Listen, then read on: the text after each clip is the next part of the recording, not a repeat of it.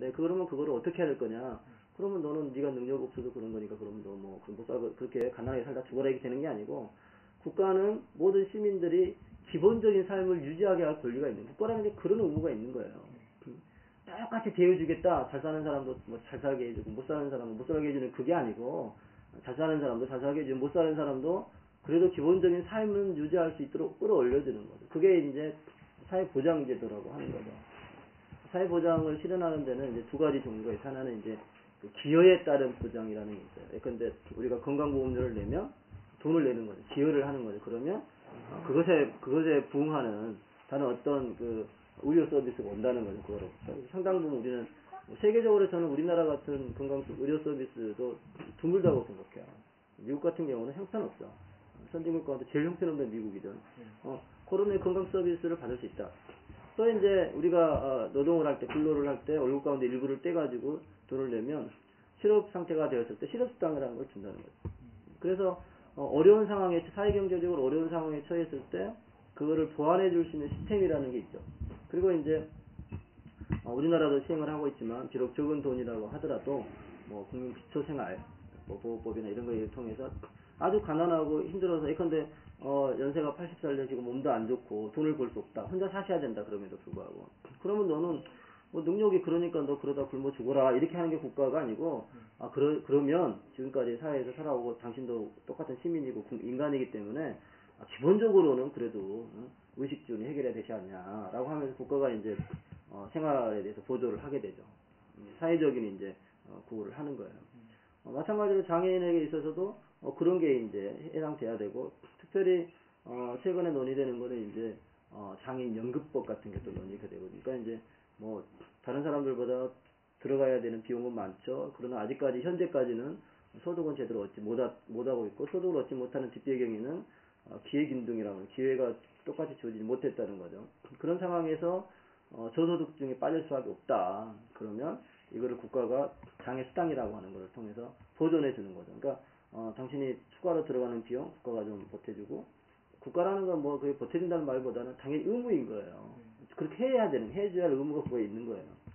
그렇게 해서 장애인 연금을 받게 되고 또 장애 수당이나 또 국민 기초생활보호법에 의한 여러 가지 이제 그 보조 수단들을 하게 되면 그러면 그 사람이 갑자기 비장애인보다 잘 살게 되지는 못하겠지만 그래도 낮은 수준이라 하더라도 뭐 여러 가지 국가의 경제 수준에 따라 사회의 어떤 인식 수준에 따라 좀 다르겠지만 낮은 수준이라 하더라도 그래도 살만한 사회 인간으로서의 기본적인 품위를 유지하고 살 수 있는 사회로 만들어 주는 거죠.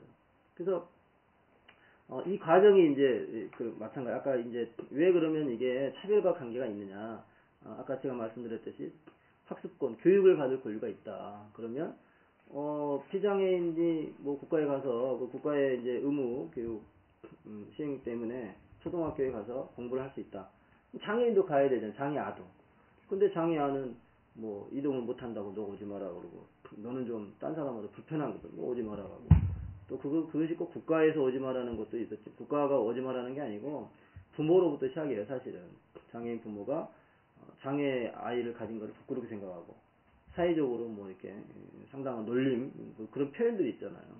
장애인을 아주 그냥 그 비인간적으로 취급한 여러 가지 표현을 통해서 사회에서 따돌림하고 또 국가도 그거를 그러면 국가라도 그렇게 하면 안 된다. 장애 아동도 교육을 받을 권리가 있기 때문에 학교로 와서 교육을 받아야 된다. 이렇게 해야 되는 국가도 그냥 그러냐 그러면 내비를 두고 이렇게 되니까 어려워졌잖아요. 그게 이제 교육에 있어서의 차별이라고 하는 거예요. 그러면 장애 아동이 학교에 와서 또는 선생님이 장애 아동의 집에 가서 적절한 교육을 시키면 그러면 이제 물론 이제 지적 장애의 경우는 좀 다를 수 있어요. 지적 장애는 이제 인지 능력의 이제 뭐 손상이라는 게 있기 때문에 좀 다를 수 있지만 그렇지 않은 대부분의 장애인들은 그 교육 과정을 통해서 움직이는 데는 불편하지만 두뇌 활동이나 여러 가지 다른 신체 활동은 또 가능하기 때문에 그렇게 해가지고 교육을 받을 수 있죠. 또 이제 예컨대 뭐 근로에 있어서의 이제 차별이라는 것도 있다는 거죠. 예컨대 이제 이 사람이 지체장애인이에요. 그러면 이동하는데 시간이 더 오래 걸릴 거 아니에요.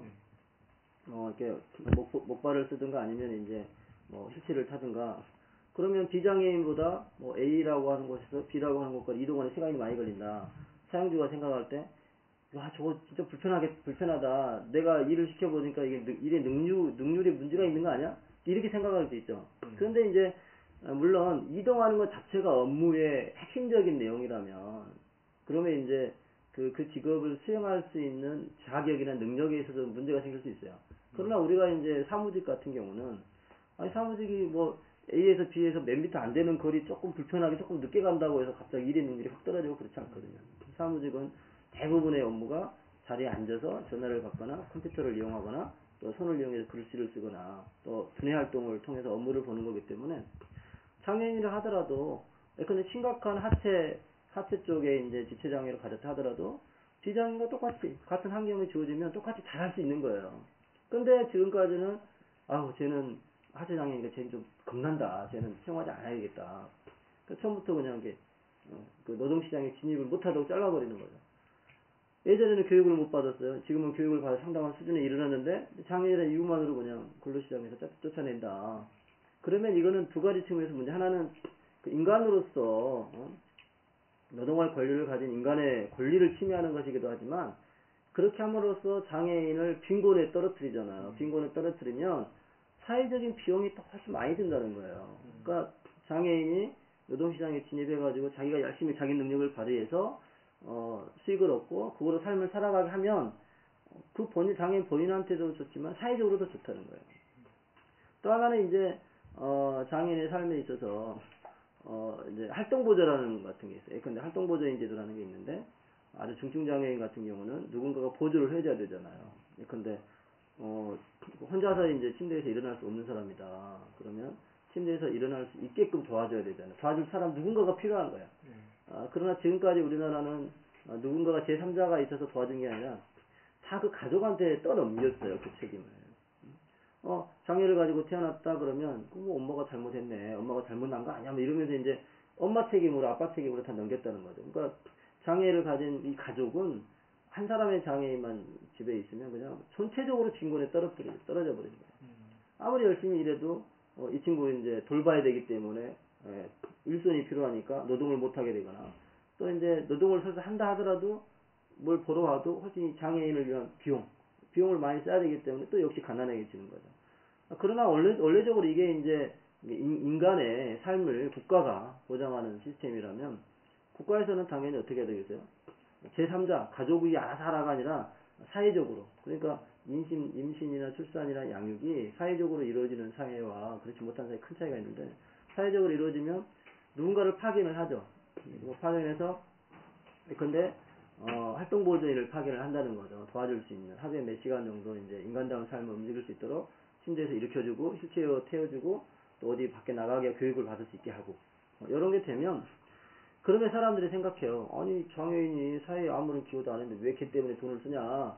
근데 이제 우리가 생각을 바꿔야 할 게 뭐냐면 근데 활동보조인이 서비스를 행하는데 드는 비용이 있어요. 그 비용을 누가 갖냐 이게 결과적으로. 장애인이 갖나요? 장애인한테 줬다 치더라도 그 장애인이 그 돈을 누구한테 결국 주게 되냐? 활동보조인한테 준다는 거예요. 이 활동보조인은 누구냐? 비장애인이에요. 그러니까 국가가 장애인한테 뭘 돈을 쓰고 비용을 쓰는 것 같은데 그 돈이 결국 누구한테 오느냐? 활동보조인이랑 비장애인한테 오는 거예요. 이게 이제 이른바 그 복지국가적 시스템이죠. 그러니까 장애인이 그 돈을 그냥 뭐 자기 뱃속에 집어넣는 게 아니고 그거를 사회에 유통을 시킨다는 거예요. 누구를 통해서? 결국 비장애인한테 가고. 그러면 실업 상태에 있던 비장애인이 활동보조인이 돼가지고 노동시장에 들어오게 되죠. 그러면 이 장애인을 돕는 활동보조 서비스를 통해서 받은 돈을 가지고 자기 이게 소득이잖아요. 소득이니까 이거를 또 소비를 통해서 여러 경제활동을 하게 된다는 거예요. 그러니까 이런 시스템 전체를 좀 이해할 필요가 있는 거예요. 그러니까 장애인한테 뭐 준다는 게. 근데 뭐 장애인한테 그 뭐 장애 수당을 줬다.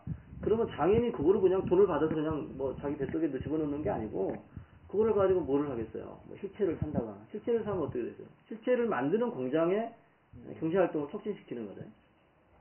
먹기 위해서 쌀을 샀다 그러면 농민들이나 쌀을 유통하는 사람들의 경제활동에 도움을 줍니다. 그러니까 이게 그 모든 것이 사회적으로 유기적 관계가 있어요. 그래서 그 빈곤의 문제도 불가능하다고 생각하고 뭐 예전부터 우리가 이제 그런 이야기가 있잖아요.